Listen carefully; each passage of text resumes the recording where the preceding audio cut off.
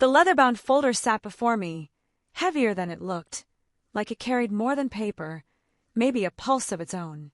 Inside were documents with my name on them. Deeds, contracts, ownership papers for something I could hardly wrap my head around. The Langford Hotel, a $50 million empire now legally mine. Grandma's birthday gift, she called it. A legacy, she said. But before I could even breathe it in, the front door opened. My mother walked in, with her husband, Daniel, right behind her. She smiled, that practiced, glossy kind of smile that always meant a storm was brewing. "We should manage it together, darling," she said sweetly, taking off her sunglasses like she owned the room. "As a family." I looked up, calm but firm. "No, Mom. I'm the owner now." Her smile cracked like thin glass. "Then pack your bags," she snapped, "and leave my house." But I didn't move. I didn't need to. Because I knew something she didn't. This night wasn't about her power play. It was about Grandma's next move, one that would end their little performance for good. When people look at me now, they see the marble floors, the chandelier light dancing across glass walls, the golden name etched above the entrance, the Langford. What they don't see is what it cost to stand in that lobby with my name carved into it. Grandma, Eleanor Langford, built everything from a rundown roadside inn in Maine.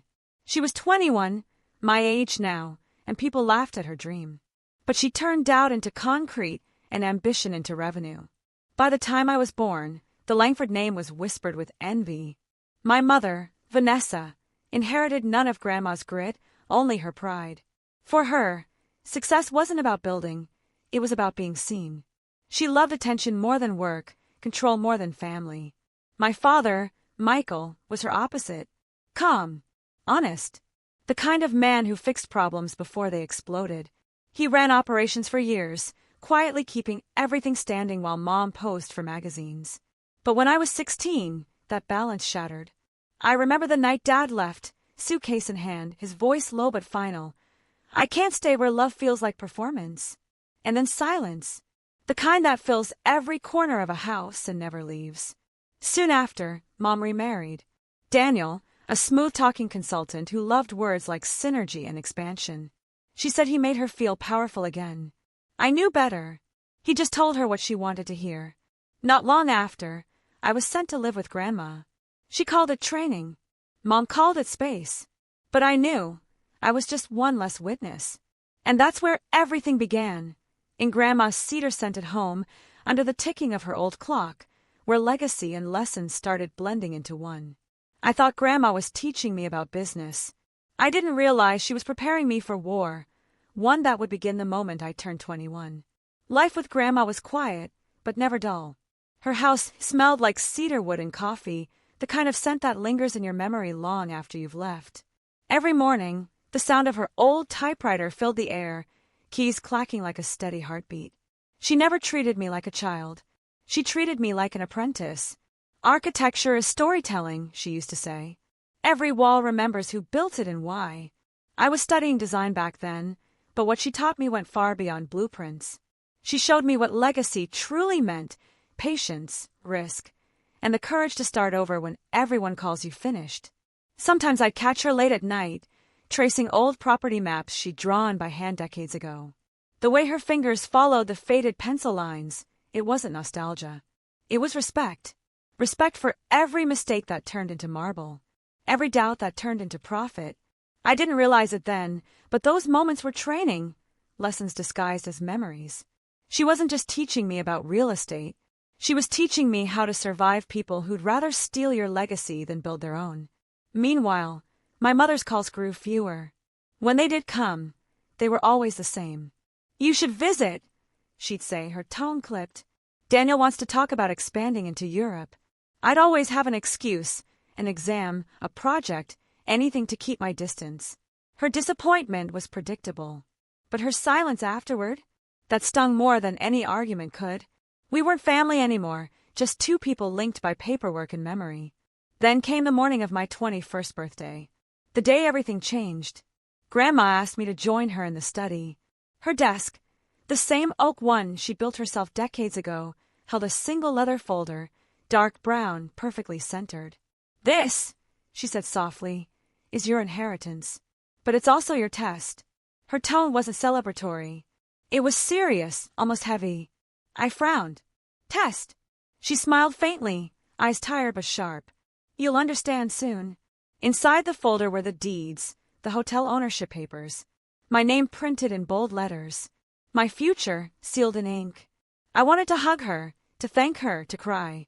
But before I could even say a word, she rested a hand over mine and said, Be careful who congratulates you, Claire. Not everyone celebrates your success. Some are just measuring what they can take from it. That night, we had dinner, roasted lamb, flickering candles, and for the first time in a long time, peace.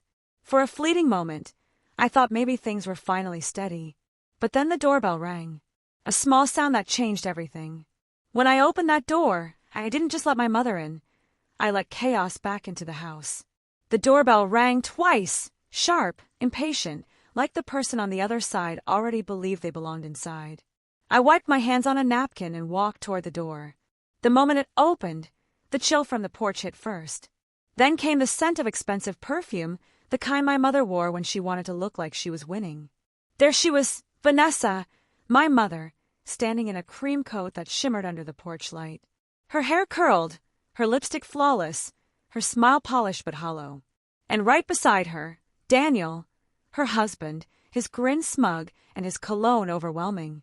Claire, Mom said sweetly, her tone dipped in sugar. Happy birthday, darling. We were just in the neighborhood and thought we'd stop by. Behind me, I heard the faint scrape of Grandma's chair against the floor. They didn't wait for an invitation. They never did.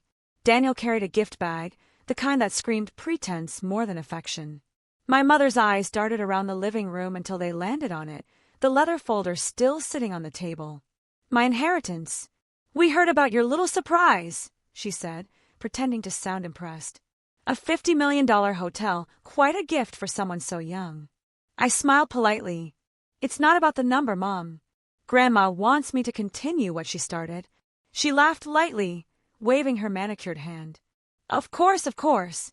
But running something like that isn't child's play. You'll need guidance.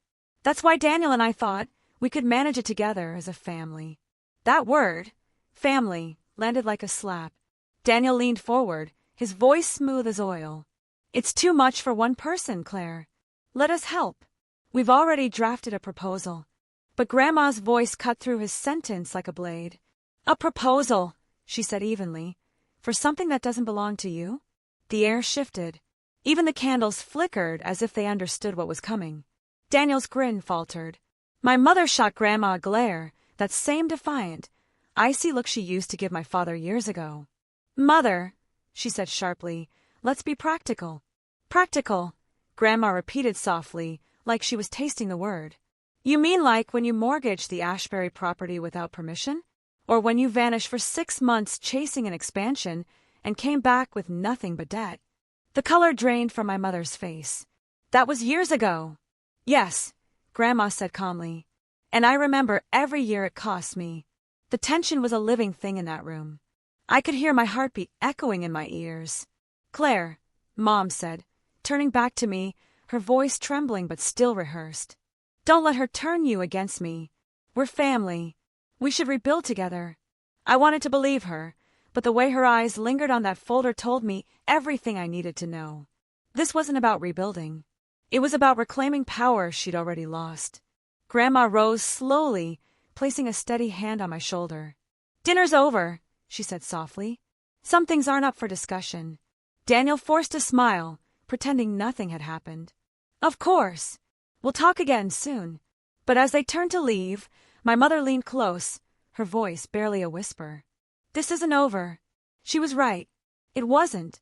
Because by the next morning, she was already inside the house, and Grandma didn't even know it yet.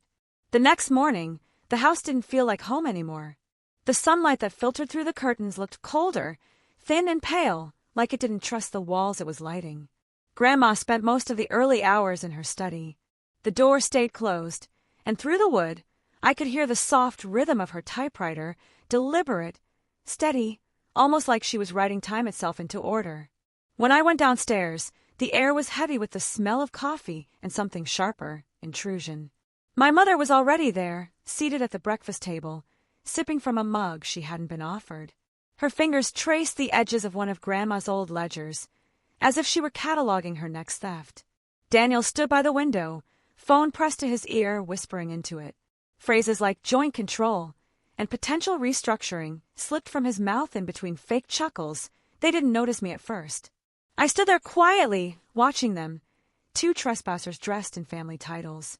Then Mom looked up, her smile appearing like a mask that had been waiting backstage. "Good morning, sweetheart," she said lightly. "We were just brainstorming a few things. You know, ways to keep the business stable." I walked closer, keeping my tone calm. "Stable? It's been stable for 50 years. She ignored the jab. "You're young, Claire. You have school, friends, your life ahead of you. You don't need to drown in paperwork and meetings. That's what family is for." Daniel nodded, his voice slick. "Exactly. Let us handle the boring stuff. You focus on your dreams." I poured myself a glass of orange juice and let the silence stretch until it started to itch. Then I asked quietly, "Does Grandma know you're here?" My mother blinked, caught off guard. "She's resting," she said quickly. "Right," I replied, turning toward the stairs. "Then maybe let her rest." Their eyes followed me as I walked away, every step echoing like a warning through the hall. Later that afternoon, I went to Grandma's study. The door creaked open, and the smell of paper and coffee filled the air. She didn't even look surprised when I told her what I'd seen. "I was hoping they'd at least pretend to wait a week," she murmured, typing a few more words before stopping. "Do you want me to call the lawyer?" I asked. She shook her head, her expression calm but unreadable. "Already did." Then she opened a drawer and pulled out a folder, identical to the one with my name on it. "There are things you don't know about your mother and Daniel," she said, sliding it toward me. "Documents, transactions, things that were meant to stay buried." I froze, staring at it. "Why didn't you tell me before?" She looked up, her eyes fierce yet soft. "Because sometimes the only way to teach someone to defend what's theirs is to let them feel how easily it can be taken." We spent the rest of the day quietly preparing. No arguments, no panic. Just a shared understanding that the war had already begun. Grandma had a plan, and that night we were going to set the stage for the people who thought they were running the show. The plan was Grandma's idea, simple on the surface, brilliant underneath. That morning, she typed a short, polite message to my mother. "Dinner tonight. Let's discuss the transition properly." Every word was calculated. Every comma was bait. She sent it with the same calm she'd used to sign a property deal, then turned to me. "People like Vanessa and Daniel," she said. "They don't see traps, they see opportunities." I nodded, but my hands were trembling slightly. The idea of inviting them back felt dangerous, but Grandma's composure was unshakable. By evening, the house was transformed again, like nothing had happened the night before. The oak table gleamed under candlelight, and the silverware sparkled like soldiers waiting for orders. The smell of roasted garlic and thyme filled the air, masking the tension that hummed underneath. Grandma had dressed in a navy blue gown, the one she only wore for major negotiations. Her hair was pinned neatly, her pearls perfectly centered. She wasn't preparing for dinner. She was preparing for battle.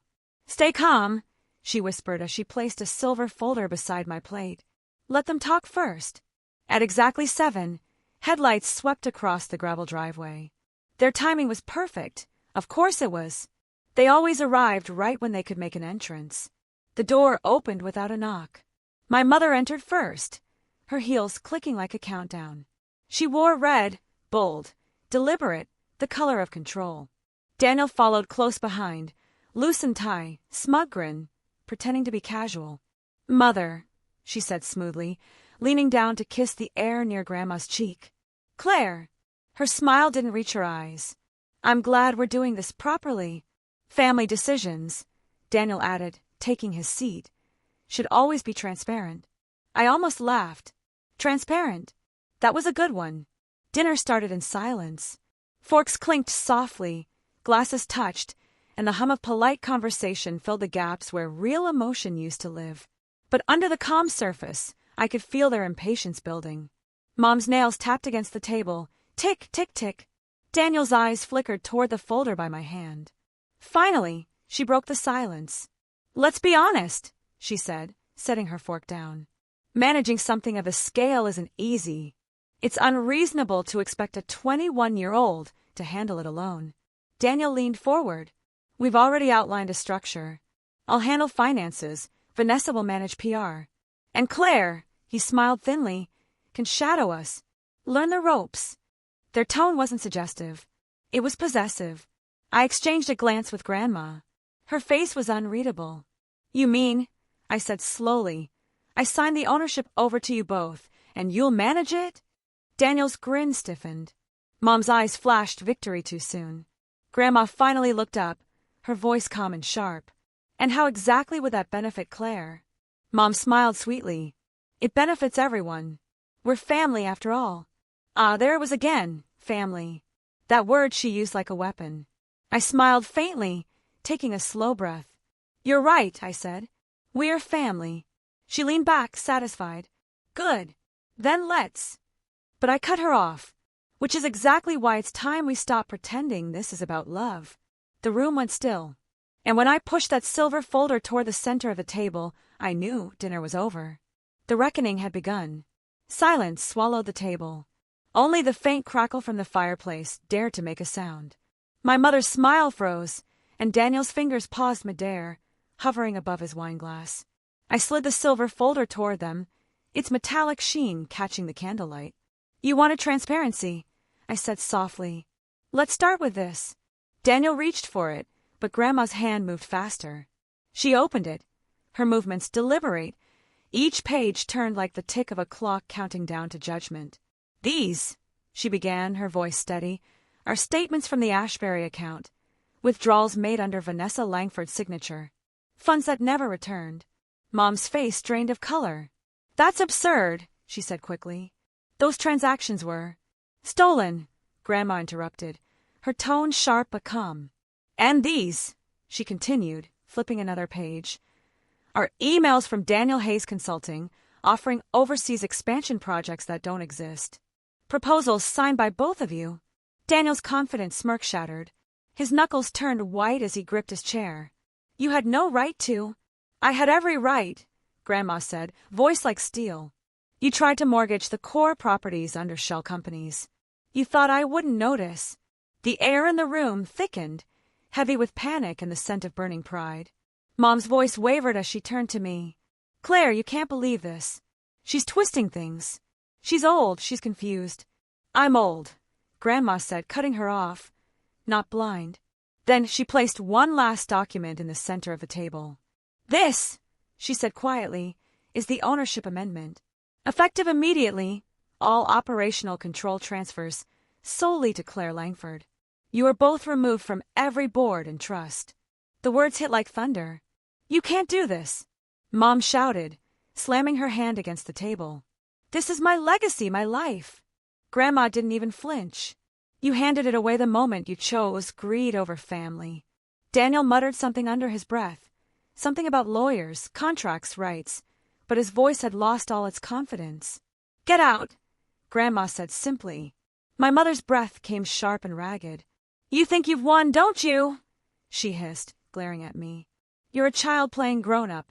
You'll drown in paperwork before the month's out. I met her gaze, steady and quiet. Maybe. But at least it'll be my mess, not yours. For a moment, her expression faltered. Then, through trembling lips, she spat the same words she'd once thrown at me days before. Then pack your bags and leave this house. But this time, her voice was small, fragile even. That's when Grandma laughed. Not loudly, not cruelly, just a soft, knowing sound that sliced through the air sharper than any argument. You're right, Vanessa, she said. Someone is leaving this house tonight. But it's not Claire. And when she reached into her purse and placed that final envelope on the table, I realized Grandma's plan went far deeper than I ever imagined. For a heartbeat, no one moved. The envelope sat in the center of the table, innocent in appearance, lethal in meaning. Grandma's fingers brushed it lightly before sliding it across the wood. Her voice was calm, the kind of calm that only comes from complete control. You've both been served, she said. Fraud. Embezzlement. Conspiracy. Daniel's face went pale.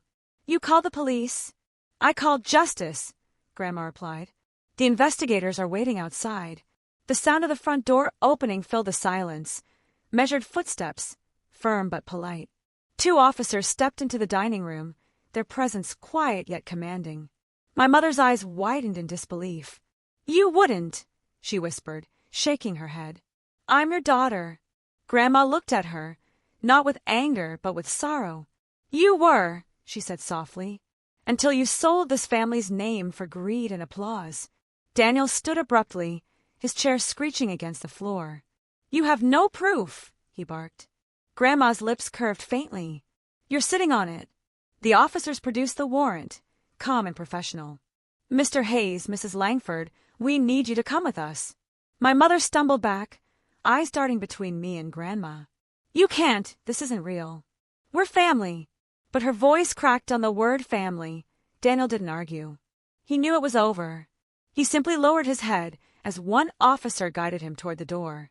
My mother followed, tears streaking her perfect makeup, her breaths sharp and shallow. At the doorway, she turned one last time, her voice trembling. "You'll regret this, Claire. You'll regret choosing her over me." I met her eyes, the same eyes that once watched my father leave, the same eyes that never softened again. "I didn't choose her," I said quietly. "I chose truth." And then they were gone. The door shut, and silence settled, not the heavy kind that suffocates, but the kind that cleans. For a long moment, none of us spoke. The only sound was the faint crackling of the fire. I looked down at my trembling hands and exhaled, realizing how tightly I'd been holding my breath. Grandma reached across the table and placed her hand over mine. "I'm sorry you had to see that," she whispered. "No," I said, shaking my head. "I needed to." Her eyes softened, proud but weary. "You handled yourself better than I ever did at your age." The plates were still there, untouched now, silent witnesses to what had just happened. The house, once filled with shouting, deceit, and fear, finally felt still. Outside, red and blue lights danced faintly against the dark trees, fading slowly as the cars disappeared down the long driveway. And for the first time in years, the Langford home felt free. But freedom doesn't erase history, and by morning the cost of truth would come knocking again. The morning after felt unreal, like the whole house was exhaling after years of holding its breath. The walls that once echoed with shouting were silent now, the air lighter, the rooms warmer. Sunlight slipped through the curtains, landing on the same oak table where everything had ended the night before. The silver folder, the one that had changed everything, still sat at its center, untouched but powerful. Grandma was already awake, sitting in the kitchen with her usual cup of coffee. She looked smaller somehow, but lighter, like the weight she'd carried for decades had finally slid off her shoulders. She glanced up as I entered. "Sleep?" she asked gently. "A little," I said, taking a seat beside her. "You?" "Not yet," she admitted. "Too many years of noise. Silence takes getting used to." I smiled faintly. The smell of toasted bread and brewed coffee filled the air, familiar and grounding. By mid-morning, word had spread. People in the business world talked fast, and the Langford scandal traveled faster. Daniel had vanished, gone before the investigation could finish. My mother stayed long enough to watch her name unravel in every publication that once celebrated her. Fraud, mismanagement, greed. The headlines stripped her of everything she thought made her important. And yet, what hurt most wasn't her fall. It was realizing she'd rather lose everything than admit she was wrong. Later that day, my father came by, the first time he'd stepped into the house in years. He didn't say much. He just placed a hand on Grandma's shoulder and said quietly, "You did the right thing." When he turned to me, his eyes weren't sad. They were proud. Weeks passed. Life began to find its rhythm again. I graduated top of my class in architecture, and Grandma insisted we celebrate, but in her way. No cameras, no guests, just us on the rooftop of the Langford Hotel, the empire she built from nothing. As the city lights shimmered below us, she raised her glass. "To new foundations," she said. And I realized that's exactly what this was. Not a rebuild of walls or reputation, but of peace. For the first time, I didn't feel like I was standing in someone else's story. I was building my own. I used to think legacy was about bloodlines and last names, about who you belong to. But I learned it's about boundaries, about knowing when to end what's toxic, even when it carries your DNA. My inheritance wasn't the hotel. It was freedom. And as I looked out at the skyline, gold against the fading dusk, I understood something Grandma had been teaching me all along. Some empires are made of marble and glass, but the strongest ones, they're built from the courage to begin again. If you've ever had to choose peace over pride, you already know walking away isn't weakness. It's how legacies truly begin.